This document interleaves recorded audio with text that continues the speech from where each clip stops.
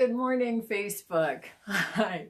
I'm back again today to carry on with the work that we started on this big cabinet. I am going to be trying to push through because we've got multiple layers to be able to get done, and it's taking up a lot of space in my house. So it's kind of in the meantime. I mean, you can see in behind even I've got another piece that I'm working on that I started. I will show you as I get a little bit further on it. Let me just lower you a bit. It's a cradle, actually, that I had picked up off of Marketplace with the hopes that it would work for my daughter. She's expecting second child. So very exciting news for us, another grandbaby for me. But when I went to pick it up, I thought that it was going to be too big, but I loved it. And it came with a story.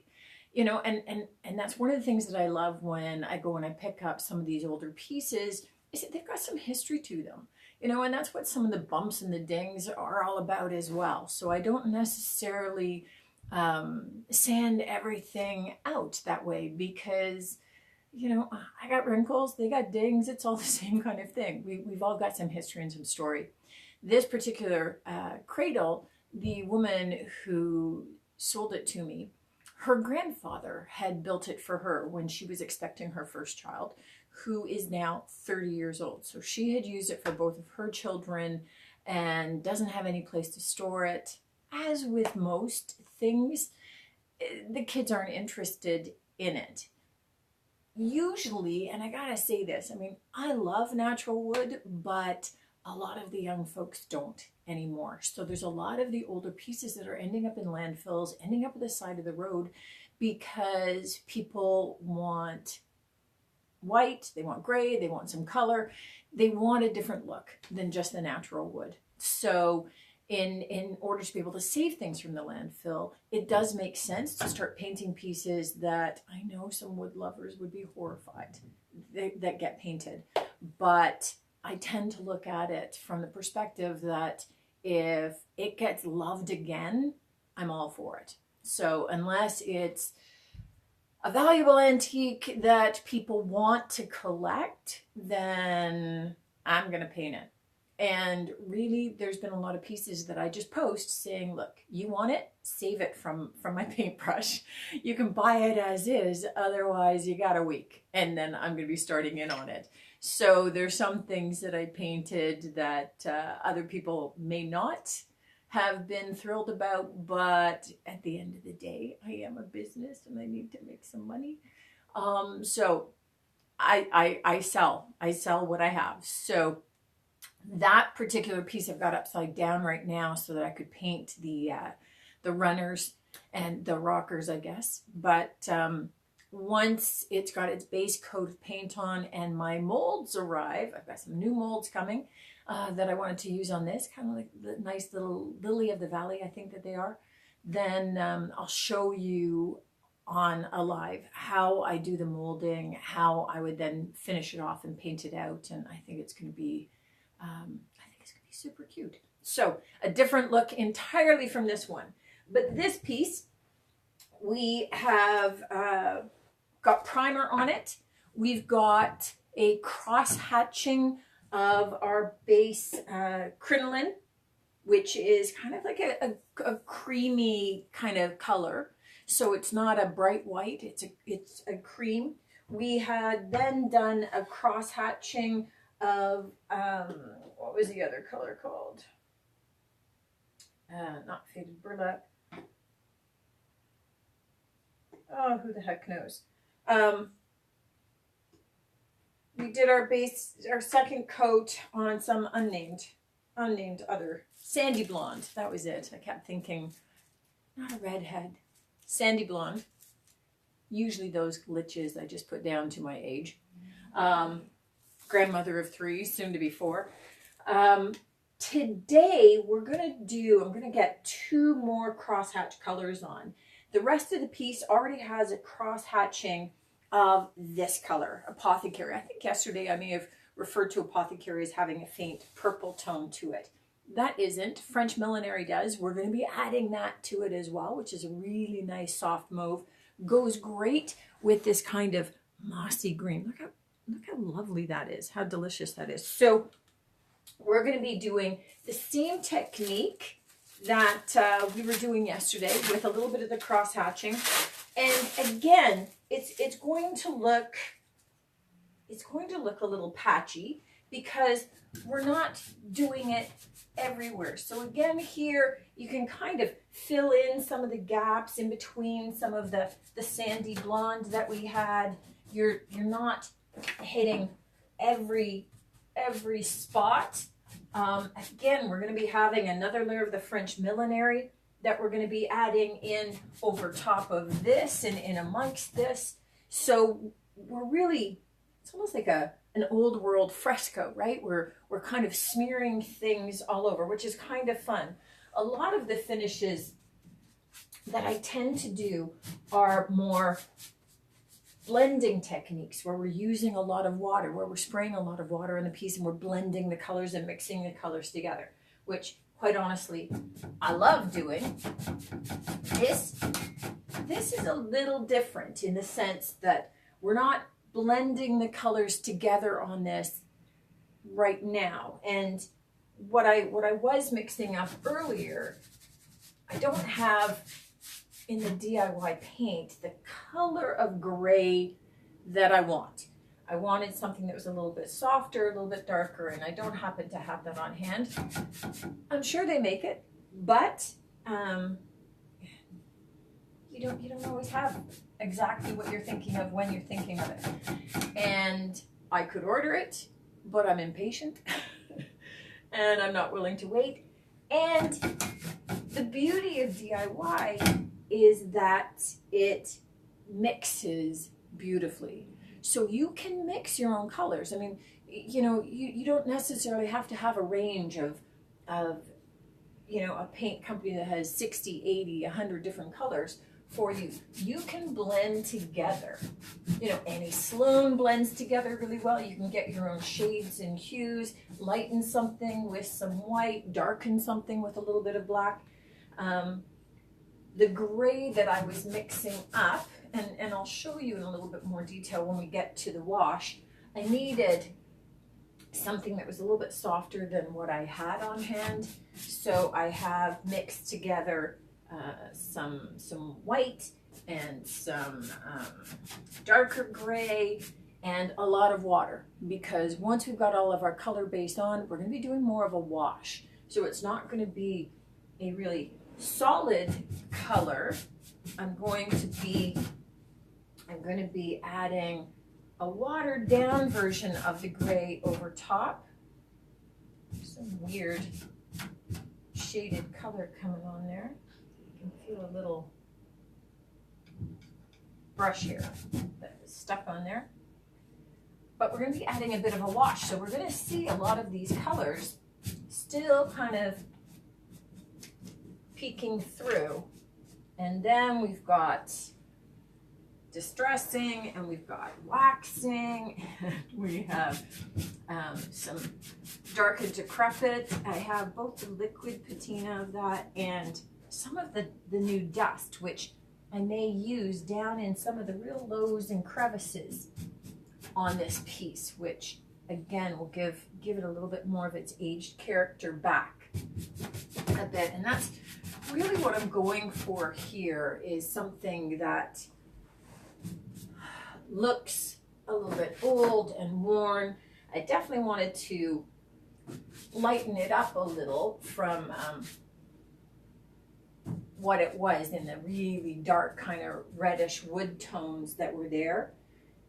So we've gone into some of the lighter shades to kind of capture that. But you'll see here. So I got to tell you, totally forgot yesterday that I had set this up to do a little bit of the inside of the cabinet. I had the upper cabinet door all done and taken care of. And then this morning when I went to quickly add there a little bit of this lovely Apothecary, this pale green on the upper cabinet, I realized, oh my gosh, I hadn't even started the lower cabinet. So for consistency's sake, I had to go back, add our white, at our crinoline, our cream color, I had to go and add the sandy blonde as well. So another reason why I do not wash my paintbrushes until the entire project is done, because I would be doing a lot of washing, dirtying, and quite honestly, washing paintbrushes is a little too much like housework, and I hate doing that too. Doesn't mean I don't, but it's not something I derive pleasure from. I have to do it so that I can move on to the next project, but it isn't the exciting part of the project, if you know what I'm saying. So it's bad enough that I got to paint in old grubby clothes. So sorry, I very often, I'm painting in grubby clothes and then racing upstairs because I lose track of time, and race to get into my suit so that I can head out to be able to meet with a client. And two businesses, it gets a little crazy sometimes to remember what I'm doing first. So am I supposed to look really good? I gotta get showered and stockings and suit on and head out the door, or am I tossing on my old grubby paint clothes and painting first? And when I get a full day of just painting, it's awesome, but usually it's punctuated with a lot of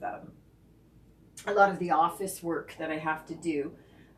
Maybe in prepping, later this week I actually have to write a presentation, and I'm delivering next week, so I'll be gone the entire day with the other job, which I love too, and quite honestly,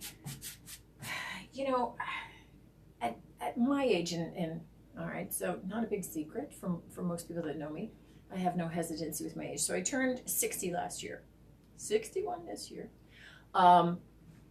But I'm kind of in my head what I would call semi-retired. This is probably what retirement looks like for me.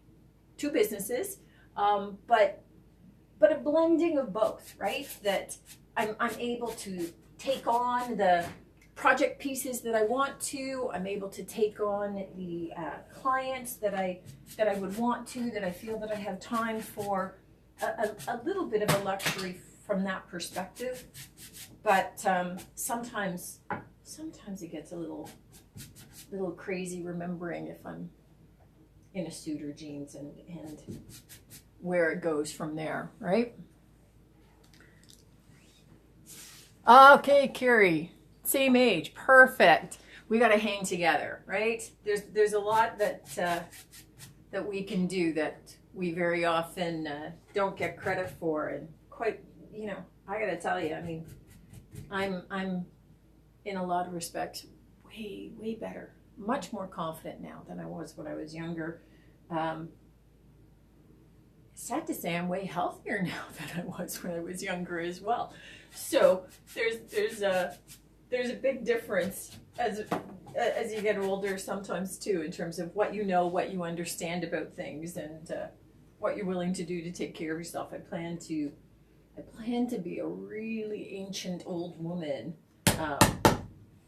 sitting on my front porch waiting for Sven to come give me a salsa lesson. It's keeping active the entire time and trying to stay healthy.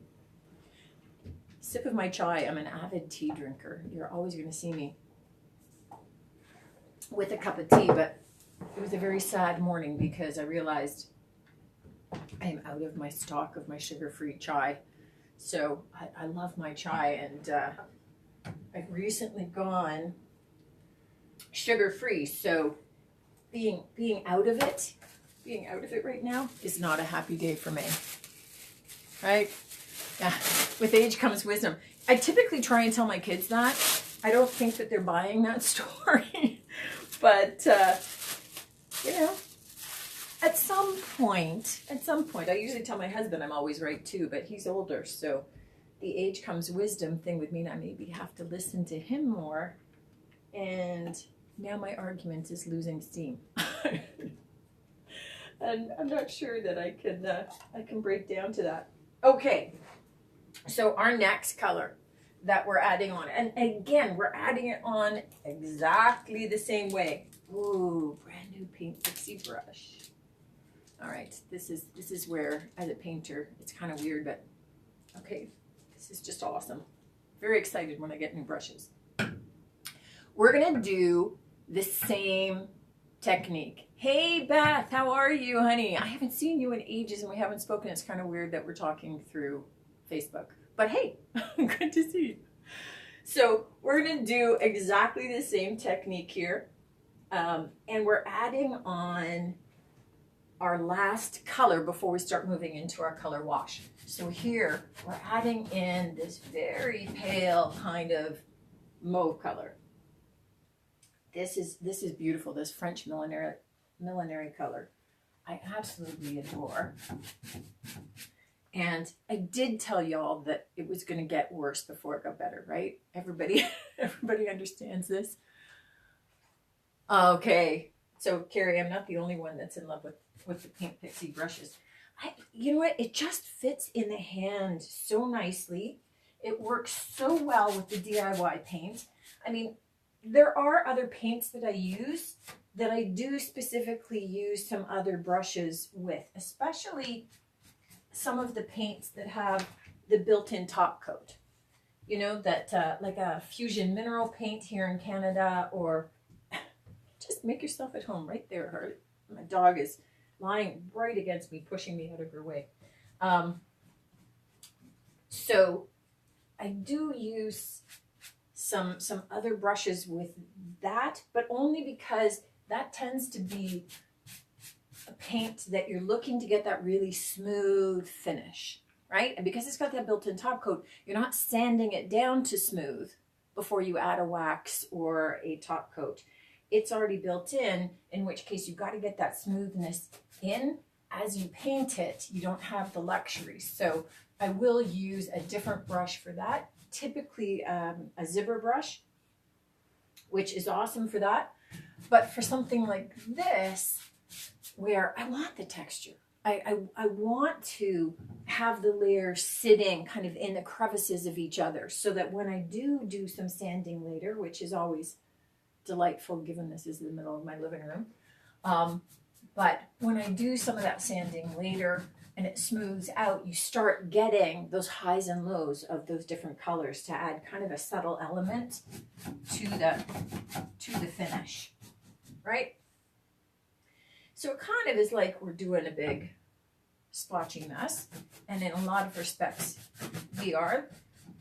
It looks like there's kind of no rhyme or reason to where I'm placing the paint, but I am sort of making sure that I'm spreading things out a little bit, not evenly. We're not looking at doing this perfect. We don't want it all perfectly balanced and coordinated, but I am looking at where is the paint a little bit lighter, so where am I balancing it out so that I've got kind of a relatively even thickness of paint on there. So there's a little bit of it, but really, you just get to play, right? Hey Liz, I see that you're joining us too. Hope you're doing well. Both you and Liz is my sister-in-law, so hope you and Baba are both doing well. Oh, Carrie, Toronto, Montreal, Calgary, beautiful places. We are in Burlington, which is maybe, depending upon traffic, anywhere from 35 to an hour and a half. 35 minutes to an hour and a half away from Toronto. We're not that far. We're kind of in an outside suburbs of the Toronto area. So that's definitely the big city by us, but Jody Clubhouse says hello. traffic can, sorry, who says? Jody. Jody. Hi, Jody. How are you? Yeah. So I have lived in this area pretty much all my life. Traveled a lot. Certainly been down to the States. Jody says love those colors. Yeah, Jody. Beautiful together, aren't they? Aren't they? You gotta love DIY. DIY, for those that aren't as familiar with it, is a clay-based paint, and it's really, really highly pigmented. So it's got awesome colors, and again, they just work so beautifully together. which really means when they're looking good together, it's more the paint and not me. You can't really go wrong with what you're doing with them in any respect. And because they can be reactivated with water, so you can just simply spray them, get them wet on the piece again and blend them later, it's hard to make too many mistakes with them. And they really lend themselves well to blending. I get people that ask sometimes about blending and the challenges that they have with blending. Often the biggest mistake that they're making is that they're using the wrong paint. There are certain paints that are going to be much more challenging to blend with, and you've got to do it when the paint is wet. You can't go back in and blend things later. DIY, so forgiving, because even though like the upper part is all dry now, if I wanted, I could spray it with water, reactivate the paint, and start to blend those colors. So at any time, if I decided that I made a big mistake with doing this whole patchy look first, I could simply spray this and take one of my fabulous brushes and start to lightly feather it, and I would end up blending all the colors together. So if it does still look too patchy, I can still go back and do that. I can fix that.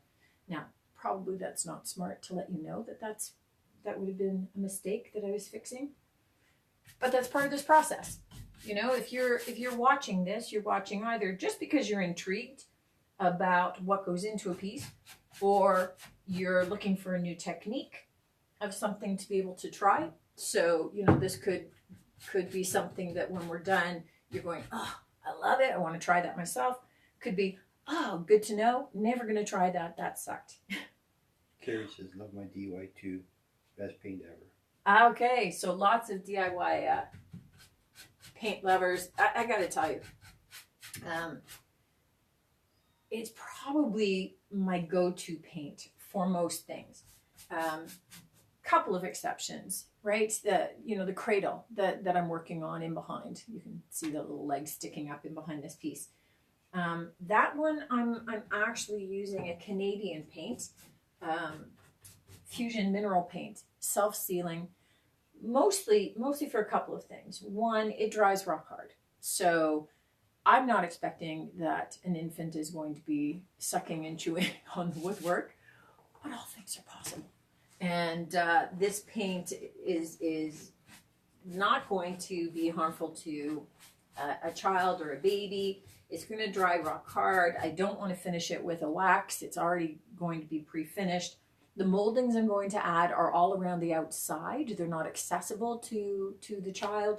So that will keep it safe as well. But just, again, because of final use and what that piece is going to be intended for, I'm using a different paint for that.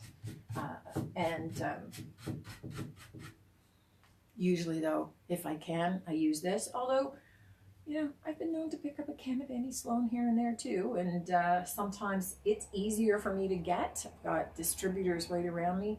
And so when it's easiest and it's got a color, I'll often maybe use it. Sometimes I will use a base of that, and then I might add some DIY on top. DIY and Annie Sloan blend really well together. Probably shouldn't say that, but they do.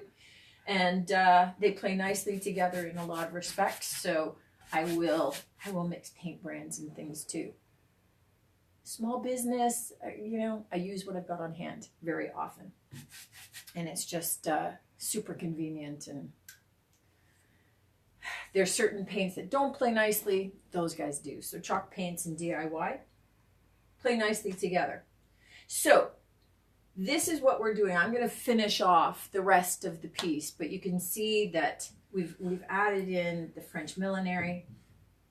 I love that color with the Apothecary. The two of those, the light green and the purple. See, now I'm thinking I've got to do a piece in just those two colors. But I'm going to finish off the rest of the piece and get that ready.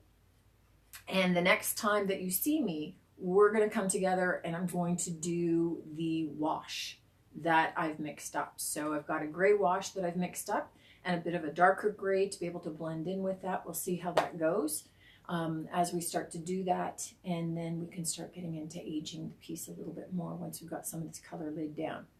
Thanks for joining me. Hope you guys have a bright sunny day like we have here in Ontario. It looks pretty awesome out there. Crisp, cold, but bright and sunny, so you can't fault that. It's not snowing and it's not major weather, in which case that's great. Thanks for joining me. Hang in there as we see where this piece goes. Hope you're going to love it at the end. Hope I love it at the end. Hope somebody loves it at the end. But it's going in the direction that I wanted. It's going in the direction that I wanted. So it's all looking good from my end. Take care. Have an awesome day.